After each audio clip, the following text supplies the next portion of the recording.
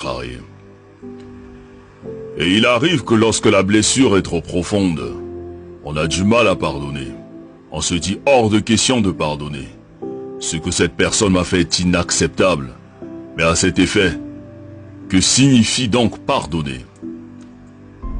Pardonner, c'est le fait de ne pas tenir compte d'une offense qu'on t'a faite, d'une erreur, d'une faute. C'est le fait de renoncer à punir, de renoncer à se venger, de renoncer à rendre le mal par le mal. Seulement, il n'est pas facile de pardonner à une personne qui t'a fait du mal. Surtout, si tu croyais en elle, que tu avais confiance en elle. Tu préfères la garder prisonnière et tu refuses de lui pardonner. Le souci est que lorsque nous refusons de pardonner, nous nous constituons nous-mêmes comme étant prisonniers. Et on commence à développer la haine, à développer l'amertume, à cultiver la jalousie et à cultiver la rancune. Et pourtant tous nous souhaitons que Dieu nous pardonne.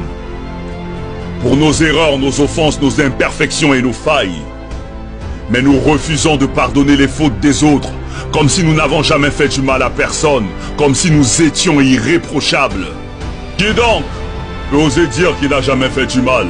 Qui est parfait? Qui n'a jamais commis d'erreur? Qui n'a jamais fait le moindre mal?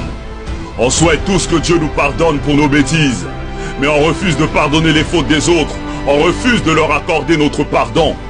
Et nous sommes toujours les premiers à aller à l'église, à aller à la mosquée, alors que dans nos cœurs nous avons des gens qu'on a constitués comme prisonniers.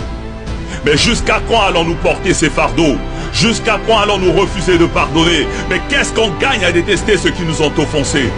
Parce que celui qui pardonne est celui qui a décidé d'avancer. Celui qui pardonne est celui qui a décidé de se libérer. Celui qui pardonne a fait le choix de donner un cadeau à quelqu'un même s'il ne le mérite pas. Parce que la rancune est une lourde pierre que celui qui pardonne n'a pas envie de transporter. Quand tu décides de pardonner, tu le fais d'abord pour toi-même. Tu le fais pour avoir la paix. Tu le fais pour avoir la tranquillité. Tu le fais pour être libre. Parce que celui qui refuse de pardonner est un meurtrier qui s'ignore. Pardonner, ce n'est pas oublier, ni cesser d'aimer, mais c'est se libérer d'un fardeau, c'est se soigner, c'est relever la tête, c'est prendre son chemin avec le sourire pour avoir un meilleur lendemain. Pardonnons à toutes ces personnes qui nous ont blessés. Pardonnons pour que le Tout-Puissant à son tour puisse nous pardonner. Pardonnons pour être au-dessus de ceux qui nous ont contrariés. Pardonnons pour retrouver la paix et progresser.